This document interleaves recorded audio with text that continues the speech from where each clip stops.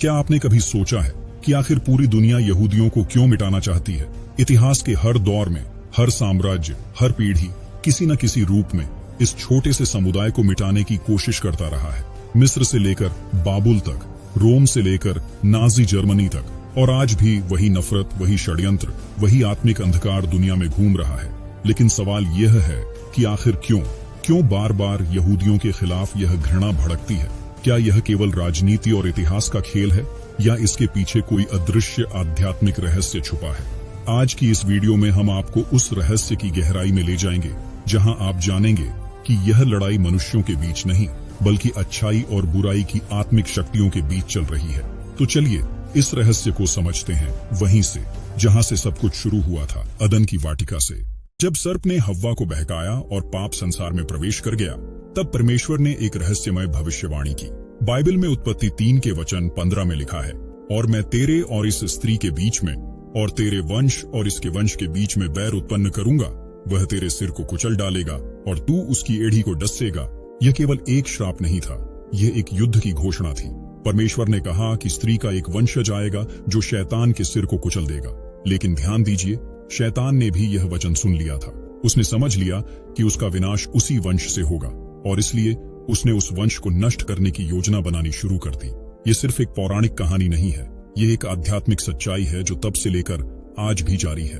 कई सदियां बीत गईं। अब्राहम, इसहाक और याकूब का वंश बढ़ता गया। परमेश्वर ने अब्राहम से एक महान वादा किया था।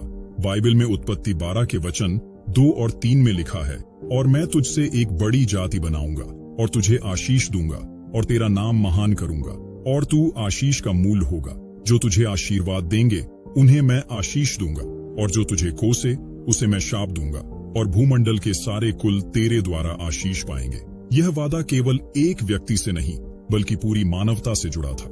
अब्राहम के वंश से ही वह उद्धारकर्ता का आना था, जो दुनिया को पाप से बचाएगा। लेकिन मिस्र में एक नया फिरौन उठा जो योसेफ को नहीं जानता था। उसने इब्रानियों को देखा, वे बढ़ रहे थे, मजबूत हो रहे थे और शक्तिशाली बनते जा रहे थे। इसलिए फिरौन के मन में भय पैदा हुआ। लेकिन यह केवल राजनीतिक डर नहीं था, यह शैतान का डर था जो फिरौन के मन में काम कर रहा था। बाइबल में निर्गमन 1 के वचन 16 में लिखा है, और उसने कहा, जब तुम इब्री स्त्रियों का प्रसव कराओ, तब ढाई के पत्थर पर उनको देखो। यदि बेटा हो तो उसे मार डालो, और यदि बेटी हो तो जीवित रहने दो। यह था मानव इतिहास का पहला योजनाबद्ध नरसंहार, सभी इब्री लड़कों को मार देने का आदेश। लेकिन क्यों? क्योंकि उसी वंश से मूसा जैसा मुक्तिदाता का आना था, और शैतान जानता था कि अगर इजराइल बच गया तो उसका अंत निश्चित है। पर याद रखिए, परमेश्वर की योजना को कोई नहीं रोक सकता। मूसा बच गया और इजराइल को मिस्र से बाहर लाया। समय बीतता गया। इस्राएली फारस के साम्राज्य में बिखरे हुए थे। वहां हामान नाम का एक अधिकारी था, अमालेकी वंश का, वही वंश जिसने रेगिस्तान में इस्राएलियों पर पहला हमला किया था। बाइबल में एस्तेर 3 के वचन 5 से 6 में लिखा है, जब हामान ने यह देखा कि मोर्दकै न तो मेरे आगे झुकता है और न दंडवत करता है, तब वह जलजलाहट से भर गया। परंतु वह केवल मोर्दकै को मार डालना छोटा सा काम समझता था, क्योंकि उसको मोर्दकै की जाति के लोगों का भेद बताया गया था। इसलिए हामान ने क्षयर्ष के राज्य भर के सब यहूदियों को, अर्थात मोर्दकै की जाति के सब लोगों को नाश करने की युक्ति निकाली। एक व्यक्ति के अहंकार ने पूरे राष्ट्र के विनाश की योजना बना डाली। लेकिन गहराई से देखें तो यह व्यक्तिगत अहंकार नहीं था, ये वही प्राचीन शत्रुता थी जो अदन की वाटिका से चली आ रही थी। हामान ने राजा को समझाया कि यहूदी खतरनाक हैं, वे राज्य के लिए समस्या है। उसने उन्हें नष्ट करने के लिए फरमान जारी करवाया। पूरे साम्राज्य में एक दिन तय किया गया जब सभी यहूदियों को मार दिया जाना था। लेकिन तभी परमेश्वर की योजना सामने आई। एक साहसी स्त्री, एस्तेर, जो उसी समय राजा की रानी बन चुकी थी, अपने लोगों के लिए खड़ी हुई। उसने अपने जीवन को खतरे में डालकर राजा के सामने निवेदन किया। बाइबल में एस्तेर 4 के वचन 14 में मोर्दकै ने एस्तेर से कहा, यदि तू इस समय चुपचाप रहे तो और किसी न किसी उपाय से यहूदियों का छुटकारा और उद्धार हो जाएगा, परंतु तू अपने पिता के घराने समेत नाश होगी। फिर क्या जाने कि तू ऐसे ही कठिन समय के लिए राजपद को पहुंची है। एस्तेर ने साहस दिखाया और परमेश्वर ने हामान की योजना को उलट दिया। यहूदी बच गए, परंतु एक सवाल अब भी बाकी रहा, यह नफरत आखिर आती कहां से है? अब समय आ गया है कि हम इस रहस्य की गहराई में उतरें, क्योंकि यह युद्ध मनुष्यों का नहीं है, यह एक आध्यात्मिक युद्ध है जो अदृश्य रूप में चल रहा है। बाइबल में इफिसियों 6 के वचन 12 में लिखा है, क्योंकि हमारा यह मल्लयुद्ध लहू और मांस से नहीं, परंतु प्रधानों से और अधिकारियों से और इस संसार के अंधकार के हाकिमों से और उस दुष्टता की आत्मिक सेनाओं से है जो आकाश में है। यहूदियों के विरुद्ध यह घृणा मानवीय नहीं बल्कि शैतानी है। शैतान जानता है कि परमेश्वर की योजना इजराइल के माध्यम से पूरी होनी है। वह यह भी जानता है कि यीशु मसीह जो संसार के उद्धार करता है यहूदी वंश से आए। बाइबल में यूहन्ना 4 के वचन 22 में यीशु ने स्वयं कहा, तुम जिसे नहीं जानते उसकी उपासना करते हो और हम जिसे जानते हैं उसकी उपासना करते हैं, क्योंकि उद्धार यहूदियों में से है। उद्धार यहूदियों में से है। ये वाक्य ही शैतान के क्रोध का कारण है। जब यीशु इस पृथ्वी पर आए तो शैतान ने उन्हें नष्ट करने की हर संभव कोशिश की। राजा हेरोदेस ने बेतलेहम के सभी बच्चों को मार डाला, लेकिन यीशु बच गए। बाइबल में मत्ती 2 के वचन 16 में लिखा है, जब हेरोदेस ने यह देखा कि ज्योतिषियों ने मुझे धोखा दिया, तब वह बहुत क्रोधित हुआ और लोगों को भेजकर ज्योतिषियों से ठीक ठीक पूछे हुए समय के अनुसार बेतलेहम और उसके आसपास के सब लड़कों को जो 2 वर्ष की या उससे कम आयु के थे मरवा डाला। ये फिर से वही पैटर्न था जो मिस्र में फिरौन ने अपनाया था, फिर से यहूदी बच्चों को मारने का प्रयास। लेकिन क्यों? क्योंकि उसी वंश से मसीहा का आगमन होना था। समय बीतता गया और जब नियत समय पूरा हुआ तब यीशु का सार्वजनिक सेवा काल आरंभ हुआ। उन्होंने चमत्कार किए, बीमारों को चंगा किया, दुष्ट आत्माओं को निकाला, लोग उनके पीछे चलने लगे और धीरे धीरे धार्मिक नेताओं के मन में ईर्ष्या और भय पनपने लगा। बाइबल में यूहन्ना 11 के वचन 47 और 48 में लिखा है, इस पर प्रधान याजकों और फरीसियों ने महासभा इकट्ठी करके कहा, हम करें क्या? यह मनुष्य तो बहुत चिन्ह दिखाता है।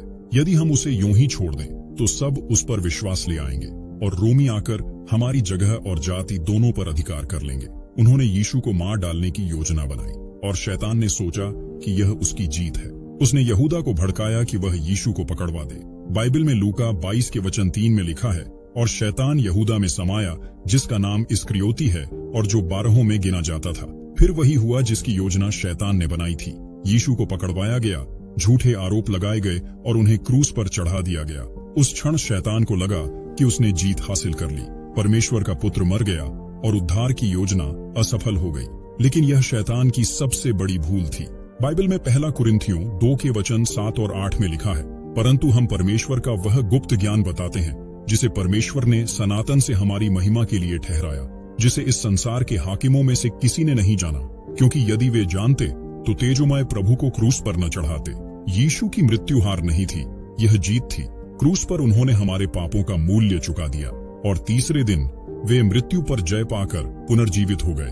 बाइबल में कुलुस्सियों 2 के वचन 15 में लिखा है, और उसने प्रधानताओं और अधिकारों को अपने ऊपर से उतारकर उनका खुल्लम खुल्ला तमाशा बनाया और क्रूस के कारण उन पर जय जयकार की ध्वनि सुनाई। यीशु ने शैतान को हरा दिया और उस दिन उत्पत्ति 3 के वचन 15 की भविष्यवाणी पूरी हो गई। स्त्री के वंश ने सर्प के सिर को कुचल डाला। क्रूस पर यीशु की विजय के बाद तीसरे दिन वे मृतकों में से जी उठे और 40 दिनों तक अपने चेलों के साथ रहकर उन्होंने परमेश्वर के राज्य की बातें कही। फिर स्वर्गारोहण के समय उन्होंने प्रतिज्ञा की, पवित्र आत्मा तुम पर आएगा और तुम मेरी गवाही दोगे यरूशलेम में, सारे यहूदिया और सामरिया में और पृथ्वी की छोर तक। और उसी दिन से चर्च का जन्म हुआ। पेंटेकॉस्ट के दिन जब पवित्र आत्मा उतरा तो यहूदी विश्वासी अग्नि की लपटों से भर गए। पहला चर्च, पहले प्रेरित सब यहूदी थे। परमेश्वर की योजना अब इस्राएल से होकर सारी दुनिया तक पहुंचने लगी। धीरे धीरे सुसमाचार अन्य जातियों तक फैला। पौलुस ने जो स्वयं यहूदी था, गैर यहूदियों को भी उद्धार का संदेश सुनाया और उसने उन्हें एक अद्भुत रहस्य बताया कि वे भी अब परमेश्वर की योजना का हिस्सा हैं। बाइबल में रोमियो 11 के वचन 17 से 18 में लिखा है, यदि कुछ डालियां तोड़ी भी गईं और तू जंगली जैतून होकर उनमें साटा गया और जैतून की जड़ की स्निग्धता का भागी हुआ, तो डालियों पर घमंड न कर, क्योंकि तू जड़ को नहीं वरन जड़ तुझे संभाले हुए है। पौलुस ने चेतावनी दी, अन्य जाति विश्वासी घमंड मत करो, तुम्हें जैतून के पेड़ में यानी इजराइल में जोड़ा गया है। जड़ तुम्हें सहारा दे रही है, तुम जड़ को नहीं। लेकिन जैसे जैसे सदियां बीती, चर्च भूल गया और एक अजीब बात हुई। ईसाइयों ने यहूदियों को दोषी ठहराना शुरू कर दिया। उन्होंने कहा, यहूदियों ने यीशु को मारा, लेकिन यह सच्चाई का केवल एक ही हिस्सा है, क्योंकि यीशु को सभी ने मारा, यहूदियों ने, रोमियों ने और हमारे पापों ने भी। बाइबल में यशायाह 53 के वचन 5 में सैकड़ों साल पहले लिखा गया था, परंतु वह हमारे ही अपराधों के कारण घायल किया गया। वह हमारे अधर्म के कामों के हेतु कुचला गया। हमारी ही शांति के लिए उस पर ताड़ना पड़ी कि उसके कोड़े खाने से हम चंगे हो जाएं। हमारे अपराधों के कारण हर मनुष्य का पाप यीशु के क्रूस का कारण बना। यहूदी, रोमी, यूनानी या हम, कोई भी निर्दोष नहीं है। लेकिन शैतान ने इस सत्य को तोड़ मरोड़ कर लोगों के दिलों में घृणा बो दी और यहीं से उसका नया लक्ष्य शुरू हो गया। अब वह यहूदियों को चर्च की आंखों में शत्रु दिखाने लगा। मध्य युग एक ऐसा समय जब दुनिया धर्म के नाम पर अंधकार में डूबी हुई थी और इसी अंधकार के बीच यहूदियों पर भयानक अत्याचार हुए। उन्हें अपने ही शहरों में अलग कर दिया गया, घेटों में रहने को मजबूर किया गया, उन पर झूठे आरोप लगाए गए और सबसे दुखद बात यह थी कि यह सब कुछ ईसाई राष्ट्रों में हुआ। स्पेन में इनक्विजिशन के दौरान हजारों यहूदियों को या तो ईसाई बनने या देश छोड़ने के लिए मजबूर किया गया। जिन्होंने इनकार किया उन्हें मार दिया गया। रूस में पोग्रोम्स हुए, यहूदी बस्तियों पर हमले जहां हजारों निर्दोष मारे गए, घर जलाए गए, परिवार उजड़ गए। लेकिन यह सब बाइबल के खिलाफ था। बाइबल में रोमियो 11 के वचन 28 और 29 में लिखा है, सुसमाचार के विषय में तो वे तुम्हारे कारण बैरी हैं, परंतु चुन लिए जाने के विषय में बाप दादों के कारण प्यारे हैं, क्योंकि परमेश्वर के वरदान और बुलाहट अटल है। परमेश्वर की बुलाहट अटल है। भले ही अधिकांश यहूदियों ने यीशु को मसीहा के रूप में नहीं माना, परमेश्वर ने उन्हें छोड़ा नहीं है। यह अत्याचार शैतान की योजना का हिस्सा था। अगर वह यहूदियों को नष्ट कर दे तो उसे लगता था कि वह परमेश्वर की योजना को रोक सकता है। 20वीं सदी में मानव इतिहास की सबसे भयानक घटना हुई, होलोकॉस्ट। एक ऐसा शब्द जो आज भी सुनने पर दिल दहला देता है। एडोल्फ हिटलर और नाजी जर्मनी ने एक भयानक योजना बनाई, पूरी दुनिया से यहूदियों का नामो निशान मिटा देने की।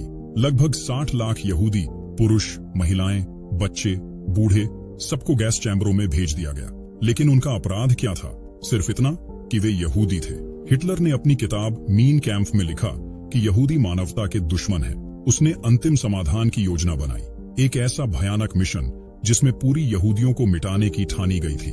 लेकिन यह केवल हिटलर की योजना नहीं थी, यह वही प्राचीन घृणा थी जो अदन की वाटिका से लेकर फिरौन तक और फिर हर युग में यहूदियों के पीछे चलती आई थी। बाइबल में प्रकाशित वाक्य 12 के वचन 13 में एक दर्शन दिया गया है। जब अजगर ने देखा कि मैं पृथ्वी पर गिरा दिया गया हूँ, तो उसने उस स्त्री को जिसने पुत्र को जन्म दिया था सताया। ये स्त्री कौन है? बाइबल के विद्वान कहते हैं कि यह इस्राएल का प्रतीक है जिसने मसीहा को जन्म दिया, और अजगर यानी शैतान उसे सताता है। होलोकॉस्ट शैतान का अंतिम भयानक प्रयास था यहूदियों को नष्ट करने का, लेकिन परमेश्वर ने फिर से अपने लोगों को बचाया। युद्ध समाप्त हुआ, हिटलर मर गया और यहूदी बच गए। आज 21वीं सदी में भी यहूदी विरोध खत्म नहीं हुआ है। इजराइल राष्ट्र को, जो 1948 में फिर से स्थापित हुआ, लगातार हमलों का सामना करना पड़ता है। दुनिया भर में यहूदी विरोधी घटनाएं बढ़ रही हैं। सोशल मीडिया पर नफरत फैलाई जाती है, षड्यंत्र के सिद्धांत बनाए जाते हैं। लोग कहते हैं यहूदी दुनिया को नियंत्रित करते हैं या सभी समस्याओं के लिए यहूदी जिम्मेदार हैं। यह वही झूठ है जो सदियों से दोहराया जा रहा है, लेकिन बाइबल ने इसकी भविष्यवाणी की थी। बाइबल में जकरिया 12 के वचन 2 और 3 में लिखा है, देख, मैं यरूशलेम को चारों ओर की सब जातियों के लिए लड़खड़ाने के मद का कटोरा ठहराने पर हूँ, और यरूशलेम के घेरने के समय यहूदा पर भी यह बात आ पड़ेगी। उस समय मैं यरूशलेम को सब जातियों के लिए एक भारी पत्थर ठहराऊंगा। उसके उठाने वाले सब के सब बहुत ही घायल होंगे और पृथ्वी की सारी जातियां उसके विरुद्ध इकट्ठी होंगी। यरूशलेम एक भारी पत्थर बन जाएगा, सभी राष्ट्र इसके खिलाफ इकट्ठे होंगे। यह भविष्यवाणी आज हमारी आंखों के सामने पूरी हो रही है। संयुक्त राष्ट्र में इजराइल के खिलाफ सबसे अधिक प्रस्ताव पारित किए जाते हैं। चीन, रूस या किसी अन्य देश के खिलाफ नहीं, बल्कि छोटे से इजराइल के खिलाफ। तो अब हम समझ सकते हैं कि यह नफरत कहां से आती है। यह मानवीय नहीं है, बल्कि यह शैतानी है। यह उस प्राचीन युद्ध का हिस्सा है जो उत्पत्ति 3 के वचन 15 में शुरू हुआ था। अब हम जानेंगे कि शैतान यहूदियों से नफरत क्यों करता है। पहला कारण, परमेश्वर ने अब्राहम को चुना और उसके वंश को आशीर्वाद देने का वादा किया। शैतान उस आशीर्वाद को रोकना चाहता है। दूसरा कारण, परमेश्वर का वचन यानी बाइबल यहूदियों के माध्यम से हमें मिला। जैसा कि रोमियो 3 के वचन 1 और 2 में लिखा है, यहूदियों का बड़ा लाभ यह है कि परमेश्वर के वचन उन्हें सौंपे गए। शैतान उस वचन से घृणा करता है क्योंकि यह उसे उजागर करता है। तीसरा कारण, यीशु मसीह जो परमेश्वर का पुत्र है और दुनिया का उद्धार करता है, यहूदी वंश से आया। उसने शैतान को हराया। बाइबल में इब्रानियों 2 के वचन 14 में लिखा है, इसलिए जबकि लड़के लहू और मांस के भागी हैं, तो वह आप भी उनके समान उनका सहभागी हो गया, ताकि मृत्यु के द्वारा उसको जिसे मृत्यु पर शक्ति मिली थी, अर्थात शैतान को निकम्मा कर दे। चौथा कारण, भविष्य की परमेश्वर की योजना में इजराइल की महत्वपूर्ण भूमिका है। जब यीशु दोबारा आएंगे तो इजराइल उन्हें अपने मसीहा के रूप में स्वीकार करेगा। बाइबल में जकरियाह 12 के वचन 10 में लिखा है, तब वे मुझे ताकेंगे, अर्थात जिसे उन्होंने बेधा है, और उसके लिए विलाप करेंगे जैसे कोई अपने एकलौते के लिए करता है। शैतान जानता है कि अगर इजराइल बचा रहा तो परमेश्वर की योजना पूरी होगी, इसलिए वह हर युग में हर तरीके से यहूदियों को नष्ट करने की कोशिश करता है।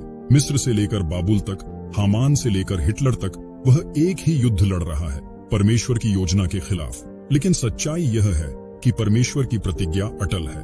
कोई भी शक्ति, कोई भी साम्राज्य और कोई भी शैतानी योजना उसे मिटा नहीं सकती। यहूदियों के अस्तित्व का बने रहना यही सबसे बड़ा प्रमाण है कि परमेश्वर जीवित है। अब जब हमने यह समझ लिया कि यहूदी घृणा का असली कारण क्या है, तो अब सवाल यह है कि हम ईसाई विश्वासियों की क्या जिम्मेदारी है। पहली जिम्मेदारी, हमें यहूदियों के लिए प्रार्थना करनी चाहिए। बाइबल में भजन संहिता 122 के वचन 6 में लिखा है, यरूशलेम के निमित्त शांति की प्रार्थना करो, तेरे प्रेमी कुशल से रहें। यह सिर्फ एक सुझाव नहीं है, यह एक आदेश है। हमें यरूशलेम की शांति के लिए प्रार्थना करनी चाहिए। दूसरी जिम्मेदारी, हमें यहूदी विरोध का विरोध करना चाहिए। जब भी हम किसी को यहूदियों के खिलाफ झूठ फैलाते, षड्यंत्र रचते या नफरत करते देखें, हमें चुप नहीं रहना चाहिए। बाइबल में नीति वचन 31 के वचन 8 और 9 में लिखा है, गूंगे के लिए और सब अनाथों के मुकदमे के लिए अपना मुंह खोल कर न्याय से विचार कर और दीन दरिद्र का न्याय कर। सच्चा मसीही वही है जो अन्याय के सामने खड़ा होता है। अगर हम मौन रहेंगे तो नफरत की आवाजें और ऊंची होंगी। तीसरी जिम्मेदारी, हमें यहूदियों को सुसमाचार बताना चाहिए, लेकिन प्रेम से, दबाव के बिना।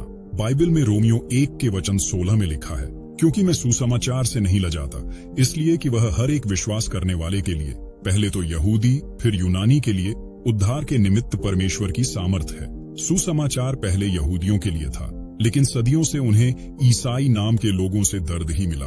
उन्हें जबरन धर्मांतरित किया गया, सताया गया और मारा गया। इसलिए आज हमें उन्हें सुसमाचार प्रेम, करुणा और विनम्रता से बताना है, दबाव नहीं बल्कि मसीह का सच्चा प्रेम दिखाकर। चौथी जिम्मेदारी, हमें इस्राएल के अस्तित्व के अधिकार का समर्थन करना चाहिए। यह राजनीतिक बात नहीं है, यह बाइबल की बात है। परमेश्वर ने अब्राहम से वादा किया था।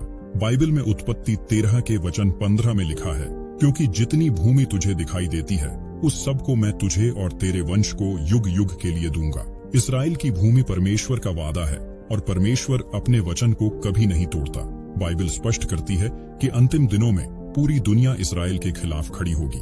बाइबल में जकरियाह 14 के वचन 2 में लिखा है, क्योंकि मैं सब जातियों को यरूशलेम से लड़ने के लिए इकट्ठा करूंगा और वह नगर ले लिया जाएगा और घर लूटे जाएंगे और स्त्रियां भ्रष्ट की जाएंगी और नगर के आधे लोग बंधुआई में चले जाएंगे, परंतु प्रजा के शेष लोग नगर में बने रहेंगे।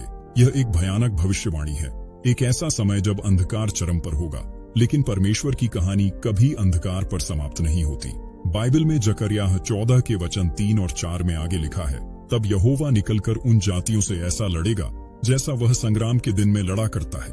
उस समय वह जैतून नाम पहाड़ पर पांव धरेगा, जो पूर्व की ओर यरूशलेम के सामने है। यीशु मसीह स्वयं लौटेंगे और इस्राएल को बचाएंगे। वह जैतून पर्वत पर खड़े होंगे, उसी स्थान से जहां वे स्वर्ग गए थे। बाइबल में प्रेरितों के काम 1 के वचन 11 और 12 में लिखा है, हे गलीली पुरुषों, तुम क्यों खड़े स्वर्ग की ओर देख रहे हो? यही यीशु जो तुम्हारे पास से स्वर्ग पर उठा लिया गया है, जिस रीति से तुमने उसे स्वर्ग को जाते देखा है, उसी रीति से वह फिर आएगा। वह लौटेंगे न्याय करने, उद्धार पूरा करने और अपने वचनों को स्थायी करने, और उस दिन इस्राएल उन्हें पहचान लेगा। रोमियो 11 के वचन 25 और 26 में पौलुस लिखता है, जब तक अन्य जातियां पूरी रीति से प्रवेश न कर लें, तब तक इस्राएल का एक भाग कठोर रहेगा और इस रीति से सारा इस्राएल उद्धार पाएगा। यह केवल एक भविष्यवाणी नहीं, यह परमेश्वर का अटल वादा है। जिस तरह उन्होंने अब्राहम से कहा था, उसी तरह वे आज भी कहते हैं, मैं तेरे वंश को आशीष दूंगा और जो तुझे आशीष देगा उसे आशीष दूंगा। इस पूरी कहानी का सबसे महत्वपूर्ण सबक यह है कि हम ईसाइयों को प्रेम में चलना है, नफरत में नहीं। यीशु ने स्वयं कहा था, यूहन्ना 13 के वचन 34 और 35 में लिखा है, मैं तुम्हें एक नई आज्ञा देता हूँ कि एक दूसरे से प्रेम रखो, जैसा मैंने तुमसे प्रेम रखा है, वैसा ही तुम भी एक दूसरे से प्रेम रखो। यदि आपस में प्रेम रखोगे तो इसी से सब जानेंगे कि तुम मेरे चेले हो। यह प्रेम केवल ईसाइयों के लिए नहीं, बल्कि यह हर इंसान के लिए है, चाहे वह किसी भी जाति, धर्म या समुदाय से हो। मत्ती 5 के वचन 43 और 44 में यीशु ने कहा, तुम सुन चुके हो कि कहा गया था, अपने पड़ोसी से प्रेम रखना और अपने बैरी से बैर। परंतु मैं तुमसे यह कहता हूँ, अपने बैरियों से प्रेम रखो और अपने सताने वालों के लिए प्रार्थना करो। सोचिए, अगर हर ईसाई इस एक आज्ञा का पालन करता तो इतिहास कितना अलग होता। अगर मध्य युग के ईसाई यहूदियों को सताने की बजाय उनसे प्रेम करते, अगर होलोकॉस्ट के अंधकार में और अधिक ईसाई आगे बढ़कर यहूदियों को बचाते, तो शायद मानव इतिहास इतनी पीड़ा से नहीं गुजरता। कोरी टेन बूम एक डच ईसाई थी जिसने अपने घर में यहूदियों को छुपाया। उन्हें पकड़ा गया और कॉन्सेंट्रेशन कैंप में भेज दिया गया, जहां उनकी बहन की मृत्यु हो गई। लेकिन उन्होंने कभी पछतावा नहीं किया। उन्होंने कहा, जो सही है उसे करने में कोई गड्ढा नहीं है। यूहन्ना 15 के वचन 13 में यीशु ने कहा, इससे बड़ा प्रेम किसी का नहीं कि कोई अपने मित्रों के लिए अपना प्राण दे। यही है सच्चा ईसाई धर्म।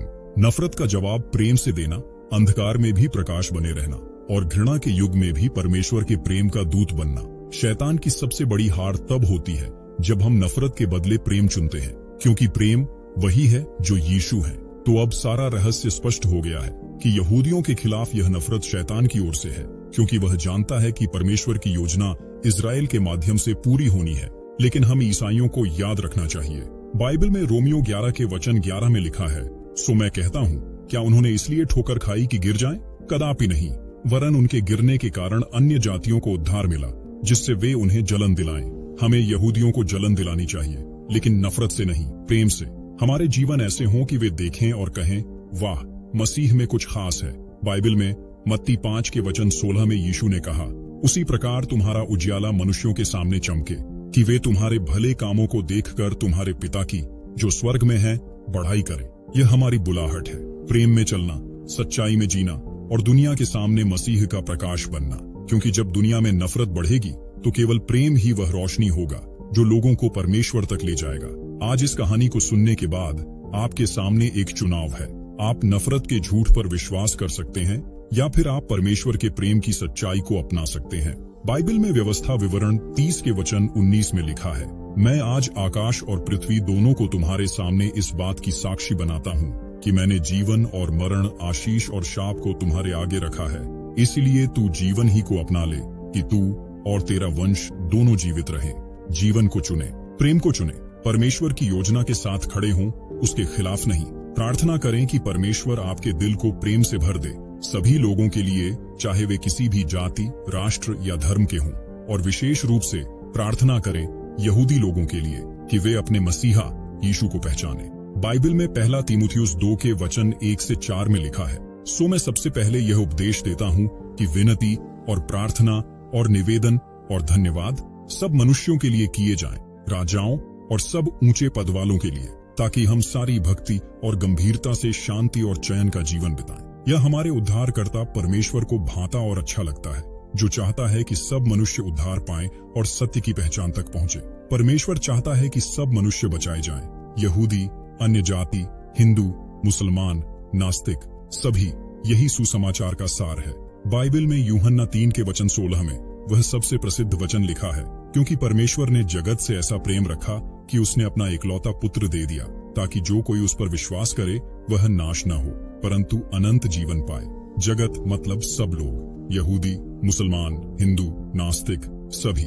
परमेश्वर सबसे प्रेम करता है और यही संदेश हमें फैलाना है, प्रेम का, आशा का और उद्धार का। तो आज से प्रेम में चलने का संकल्प लें, नफरत को अपने दिल में जगह न दें और याद रखें, यह लड़ाई मनुष्यों के बीच नहीं है, बल्कि अच्छाई और बुराई की आत्मिक शक्तियों के बीच है। बाइबल में इफिसियों 6 के वचन 13 में लिखा है, इस कारण परमेश्वर के सारे हथियार बांध लो कि तुम बुरे दिन में सामना कर सको और सब कुछ पूरा करके स्थिर रह सको। जी हाँ, अपने आप को हथियारों से सुसज्जित करो, पर ये हथियार तलवार या बंदूक के नहीं, बल्कि प्रेम, शांति और सच्चाई के हैं। और एक दिन जब इतिहास समाप्त होगा, हम देखेंगे कि परमेश्वर की योजना पूरी तरह से सफल हुई। यहूदी और अन्य जाति सभी एक साथ परमेश्वर के सिंहासन के सामने खड़े होंगे। प्रकाशित वाक्य 7 के वचन 9 और 10 में एक अद्भुत दृश्य दिखाया गया है। हर जाति, हर कुल, हर भाषा से एक बड़ी भीड़ श्वेत वस्त्र पहने हाथों में खजूर की डालियां लिए सिंहासन और मेमने के सामने खड़ी है और ऊंचे शब्द में पुकारती है, उद्धार हमारे परमेश्वर का हो जो सिंहासन पर विराजमान है और मेमने का हो। यही है अंतिम दृश्य। सभी लोग एक साथ परमेश्वर की स्तुति करते हुए। यही हमारी नियति है, यही हमारी आशा है और यही हमारा भविष्य है।